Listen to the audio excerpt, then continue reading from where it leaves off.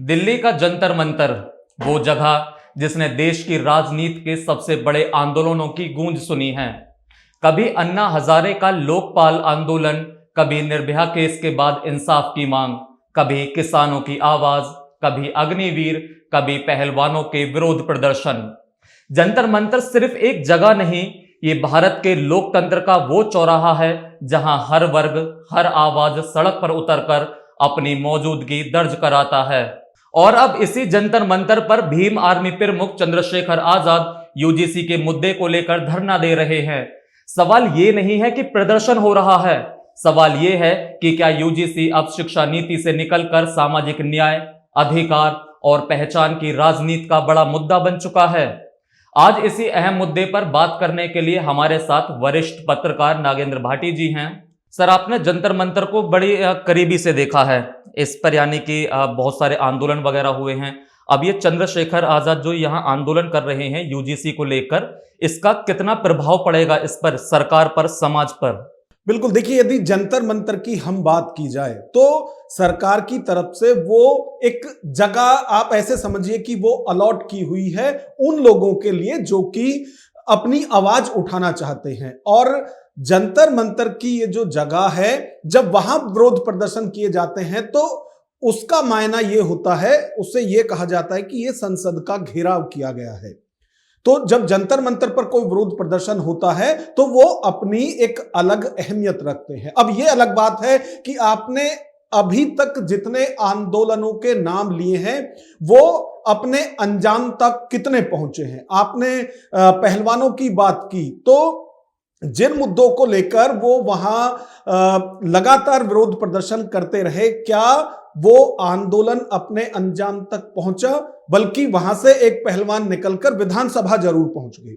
उसी तरह से यदि जन लोकपाल बिल की यदि हम बात करें, उसकी मांग को लेकर वहां Anna Hazare, Arvind Kejriwal, India against corruption, इन सब ने मिलकर एक विरोध प्रदर्शन किया था। लेकिन क्या वो भी अंजाम तक पहुंचा?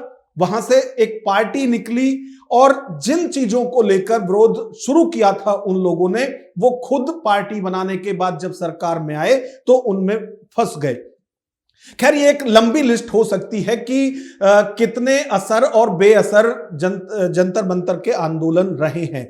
अब हम यदि चंद्रशेखर की बात करें तो यूजीसी की जो नई गाइडलाइंस आई थी उनको लेकर लगातार विरोध प्रदर्शन स्वर्ण समाज के लोगों की तरफ से किए गए। उनकी अपनी दलीलें थी और साफ तौर से कहना था कि जो यूजीसी की नई गाइडलाइंस आई हैं वो कार्रवाई शुरू होने से पहले ही आरोप लगने के साथ ही ये साबित कर देते हैं कि शोषण करने वाले सिर्फ और सिर्फ देश के अंदर स्वर्ण समाज के लोग हैं। उनकी अपनी दलीलें थी जिनको सुप्रीम कोर्ट में सुना भी गया और अब सुप्रीम कोर्ट उस यूजीसी की नई गाइडलाइंस पर रोक लगा चुकी है। अब जब रोक लगी तो पहले ही चंद्रशेखर एक बड़ी रैली में ये कह चुके थे कि यदि किसी भी दबाव में यूजीसी की नई गाइडलाइंस वापस होती हैं तो फिर देश का 85% SC ST OBC वो इसके खिलाफ आंदोलन करेगा। और अब आप देखिए कि 11 फरवरी यानी कि आज ही का दिन उसमें तय किया गया था। और अभी जो तस्वीरें आ रही हैं वहां आजाद समाज पार्टी और भीम आर्मी के लोग चंद्रशेखर आजाद के नेतृत्व में प्रदर्शन कर रहे हैं, प्रोटेस्ट कर रहे हैं। और मांग वही है कि जो आपने गाइडलाइंस बनाई, आपकी खुद ही की बनाई हुई है, सरकार के पूरे संरक्षण में वो सब तैयार हुई, तो फिर आप उन्हें प्रोटेक्ट क्यों नहीं कर पाए सुप्रीम कोर्ट के अंदर? तो सरकार की मंशा पर भी यहां सवाल उठाए जा रहे हैं। और लगातार आप देखिए जिस तरह की तस्वीरें फिलहाल जंतर मंतर से आ रही है, हजारों की तादाद में लोग वहां पहुंचे हुए हैं और सबका यही कहना है कि हम अपने हक का हनन नहीं होने देंगे, उस पर अतिक्रमण नहीं होने देंगे। अभी जैसे बात कर रहे थे कि जंतर मंतर पर अन्ना हजारे ने प्रदर्शन किया और अरविंद केजरीवाल एक नई पार्टी लेकर यानी कि चर्चाओं में आ गए, तो क्या ये जो यूजीसी के नाम पर जो प्रदर्शन हो रहा है या चंद्रशेखर जो प्रदर्शन कर रहे हैं वो वाकई इसके हितैषी हैं अपने ओबीसी या SC ST के, या फिर वो भी अरविंद केजरीवाल की तरह अपनी राजनीति को चमकाना चाहते हैं? जैसे भी हाल ही में 2027 में यूपी के इलेक्शन भी आ रहे हैं, तो एक पत्रकार के तौर पर आप इसे किस तरह देखते हैं? देखिए, एक बड़ा रोचक नारा बनाया गया था जब अटल बिहारी वाजपेयी चुनाव लड़ रहे थे, यानी कि बीजेपी उनके नेतृत्व में चुनाव लड़ रही थी लोकसभा का। नजर अटल, वोट कमल। इसका सीधा सीधा जो मायना है उसी को अब आप यूजीसी से निकाल के देखिए। 2027 में विधानसभा चुनाव है यूपी में, और उससे पहले क्षेत्रीय चुनाव हैं। और चंद्रशेखर कई बार ये कह चुके हैं कि वो अपनी ताकत इन क्षेत्रीय चुनावों में दिखाएंगे, और उसके बाद जो 27 का विधानसभा चुनाव होगा उत्तर प्रदेश में, उसमें वो सरकार तक भले ही ना पहुंचे, लेकिन उनके बिना सरकार नहीं बनेगी। अब आप देखिए कि जब इस तरह के दावे किए जाते हैं और इतना बड़ा वर्ग इसकी जो इंपोर्टेंसी है वो आप इससे समझ सकते हैं कि समाजवादी पार्टी भी अब लगातार पीडीए की बात कर रही है। 2024 में उन्होंने एक प्रयोग किया और मुझे लगता है कि उनके हिसाब से वो उसमें सफल रहे हैं। तो अब लगातार वो भी पिछड़े, दलित और अल्पसंख्यक की बात करते हैं। उसी तरह से चंद्रशेखर की यदि बात करें तो वो भी इस गठजोड़ के साथ अपनी सियासत को आगे बढ़ा रहे हैं, जिसमें एससी, एसटी और अल्पसंख्यक हैं। और आप देखिए कि जो ये यूजीसी की नई गाइडलाइंस हैं, इसमें एसटी, एससी और ओबीसी की बात की गई है। तो इतना बड़ा मुद्दा भला चंद्रशेखर कैसे अपने हाथ से निकलने दे सकते हैं। वहीं दूसरी तरफ देखिए कि जो और दूसरे दलित संगठन हैं या जो पिछड़ों की सियासत करते हैं, वो इस वक्त खामोश है। और यही खामोशी जो है वो संजीवनी का काम इस वक्त चंद्रशेखर के लिए करती हुई दिखाई दे रही है। और आप देखिए कि एससी, एसटी, ओबीसी ही नहीं बल्कि अल्पसंख्यक को भी चंद्रशेखर साधते हुए लगातार दिखाई दे रहे हैं। जितने भी उनके प्रोग्राम होते हैं जनता के बीच में, चाहे अभी 4-5 महीने पहले तक उन्होंने प्रबुद्ध सम्मेलन किए थे, उसमें भी वो इस वर्ग से सीधे कनेक्ट हुए।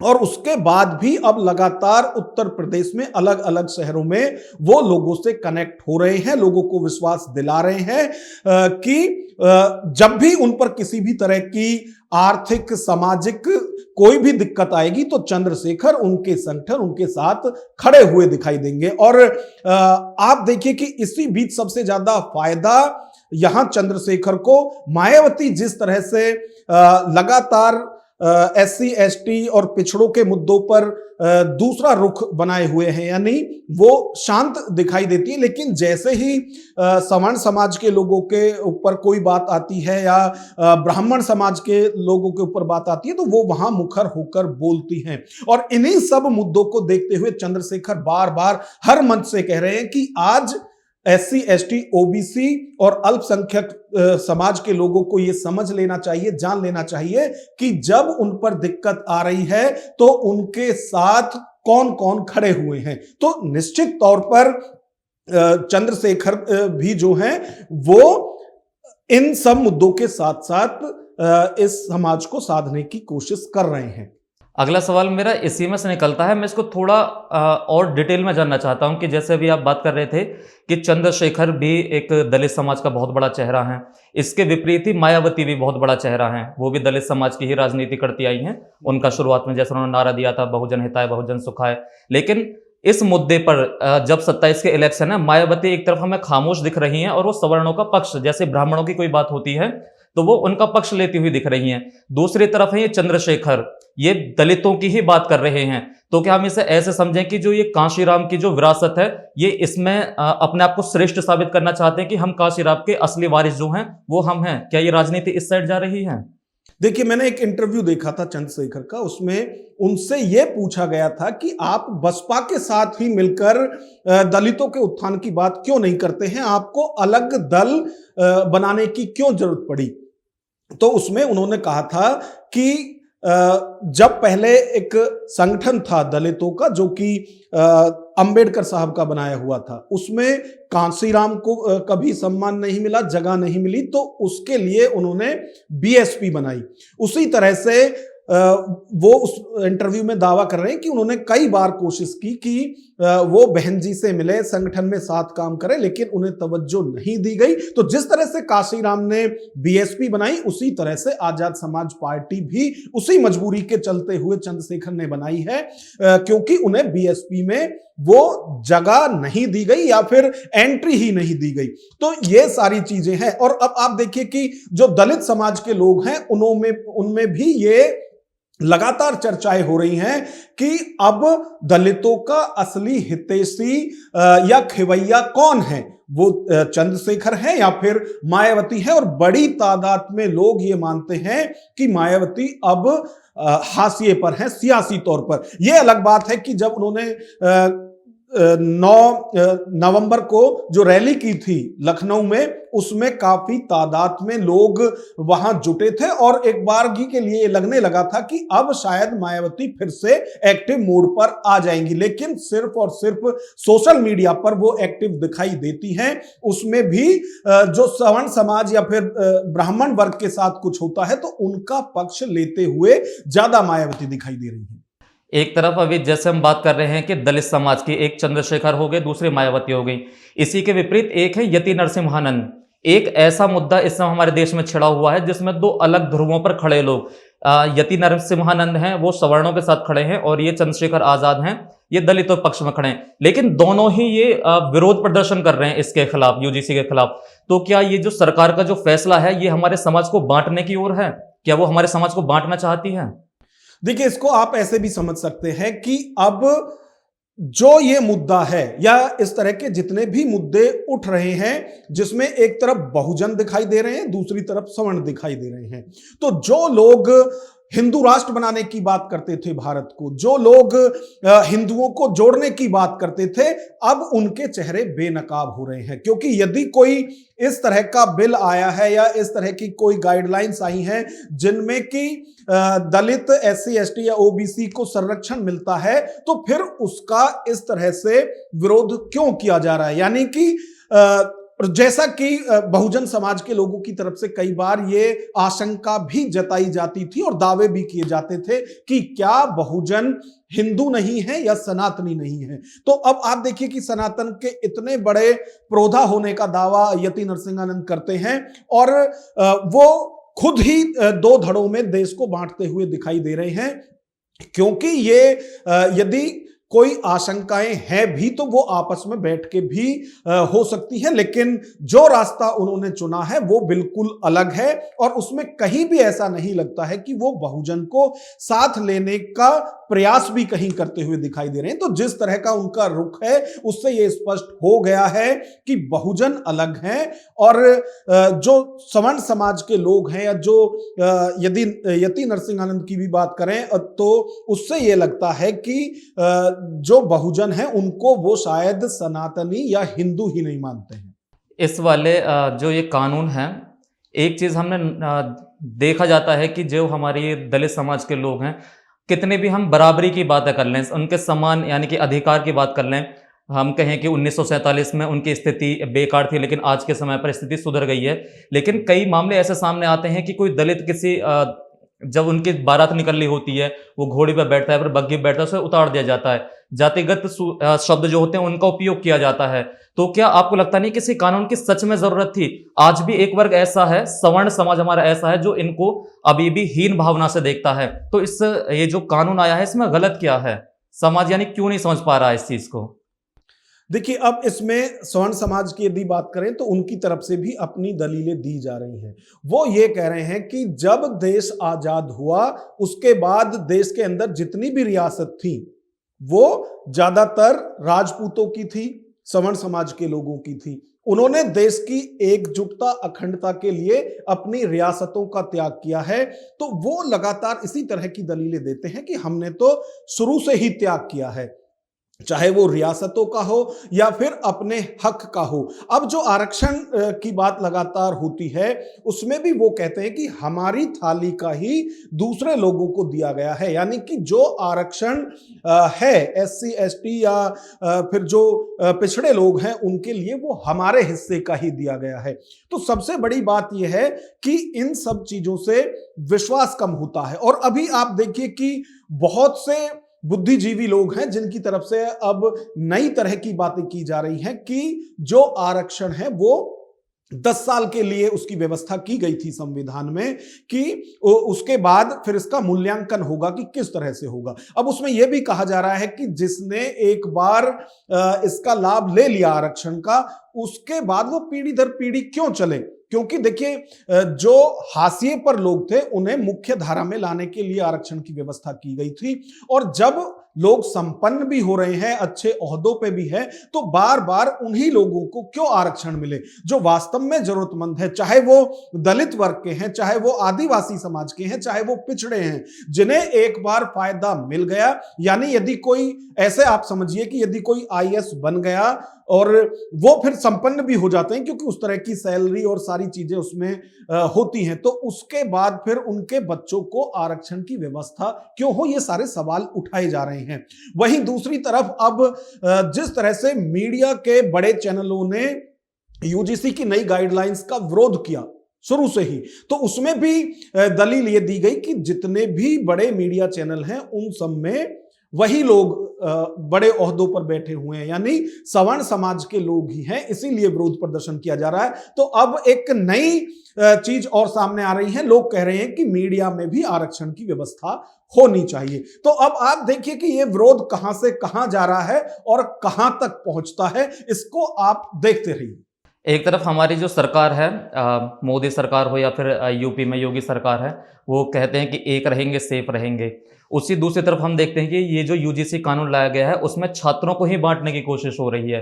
आज तक स्कूलों में हमारे या फिर कॉलेजों में पुलिस के यानी कि नहीं जाती थी, लेकिन इस कानून के बाद इन पुलिस भी उसमें अंदर एंटर करेगी और एक दूसरे पे यानी कि भेदभाव का भी आरोप लग रहा है कि सवर्ण समाज के जो बच्चे हैं वो दलितों को उनके साथ जाति सूचक शब्दों का इस्तेमाल करेंगे या फिर उन दोनों के बीच भेदभाव करने की कोशिश कर रही है, बांटने की कोशिश कर रही है। ये जो हमारी सरकार है ये छोटे स्तर पर ही कहिए कि जो हमारे देश के भविष्य हैं उन्हीं को बांटने की कोशिश कर रही है। तो ये समझ किस दिशा में जा रहा है हमारा? देखिए, मैं गांव से आता हूं और मैं ये सारी चीजें समझता हूं, इसमें कहीं भी छोटी जात बड़ी जात इनकी बात ही नहीं है। आप देखिए कि गांव में एक व्यवस्था होती है और इसको आप इस तरह से भी जोड़ सकते हो कि जिसकी गांव के अंदर संख्या ज्यादा होगी, अब वो चाहे किसी भी जाति से है, किसी भी समाज से है, उनका रसूख थोड़ा अलग होता है।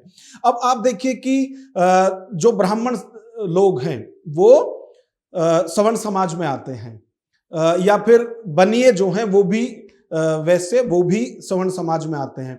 लेकिन क्या गांवों में जो जाति सूचक बात आप कह रहे हैं, जो ब्राह्मण समाज के लोग हैं उन्हें पंडा पंडित इस तरह की कट्ठा इस तरह की बातें नहीं कही जाती हैं। उसी तरह से बनियों के लिए भी जाति सूचक चीजें कही जाती हैं, लेकिन वो आपस में वहां कोई बुरा नहीं मानता है। लोग बुरा कब मानते हैं? जब ये सियासत इसमें आ जाती है। आप देखिए आज भी जो लोग साथ पढ़ रहे हैं अलग अलग जाति के, वो आपस में मजाक के तौर पर भी जाति सूचक शब्द इस्तेमाल करते हैं, लेकिन जहां सियासत घुस जाती है वहां सारा जो प्यार प्रेम है वो सब बट जाता है। और वही सबसे बड़ी चिंता है। आप देखिए कि जो कॉलेज है, जो बड़ी संस्थान है, उनमें आखिर हम भी कॉलेज पढ़े हुए हैं, आपने भी उच्च शिक्षा ली है, क्या कहीं भी आपको इन सब चीजों का सामना करना पड़ा? ये सिर्फ वहां होते हैं जहां एक बार मन मुटाव हुआ और वहां कानून भी यदि आपके साथ में है तो फिर वहां इस तरह के खेला होते हैं। और दूसरी बात ये कि अभी आप देखिए जेएनयू से किस तरह के नारे लग रहे हैं। वहां ब्राह्मण भारत छोड़ो, ब्राह्मण बनिए, भारत छोड़ो और तमाम तरह के उल्टी सीधे ना सिर्फ नारे लगाए जा रहे हैं बल्कि दीवार लेखन भी किया जा रहा है, इन्हें बाहरी बताया जा रहा है। तो दोनों तरफ इस तरह की चीजें होते हैं, लेकिन क्योंकि हमारे समाज में एक चीज पहले से ही फिट थी कि ये छोटी जात है, ये नीच जात है, ये बड़ी जात है, ये उच्च वर्ग के लोग हैं, उसी भंवर में हम फंसे हुए हैं। और आप यकीन मानिए कि हमारी राजनीतिक इच्छा शक्ति ही ऐसी नहीं है, या फिर वो निकलना ही नहीं चाहते। वो इस भंवर में, इस बवंडर में अपने सियासी फायदे के लिए पूरे देश की जनता को घुमा रहे हैं। और ये तब तक होता रहेगा जब तक इन सब मुद्दों से हम अपने नेताओं को, चाहे वो किसी भी जाति, किसी भी धर्म, किसी भी बिरादरी के हैं, जब तक हम उन्हें इन मुद्दों के भंवर में फंसकर सियासी माइलेज देते रहेंगे, तब तक इसी तरह के मुद्दे हर रोज उठते रहेंगे।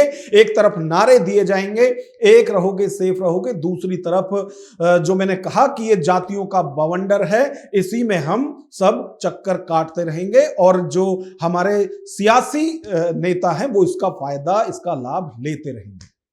अंत में मैं एक सवाल आपसे बस ये पूछना चाहूंगा कि चंद्रशेखर आजाद की जो ये जंतर मंतर पर समत धरना या फिर रैली चल रही है, इसका उनकी पार्टी को कितना फायदा होगा? इसके विपरीत जो 2027 में इलेक्शन है, योगी सरकार, उनको कितना नुकसान होगा? बाकी हम पार्टियों को अगर इन्वॉल्व करें तो समाजवादी पार्टी और मायावती की बसपा है, इन सब पर क्या क्या प्रभाव पड़ेगा इस एक रैली का?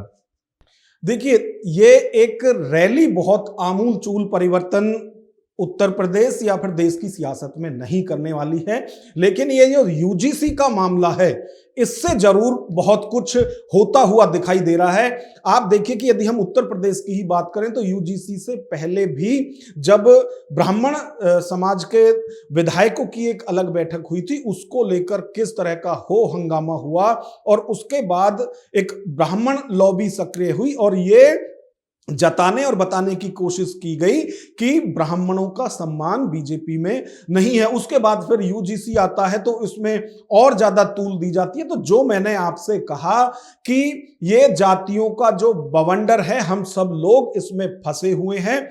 हम सिर्फ और सिर्फ अपने सियासतदान जो हैं उनकी सियासत के मोहरे हैं, वो अपने हिसाब से उन मोहरों को फिट करते हैं और वही खेल ये चल रहा है।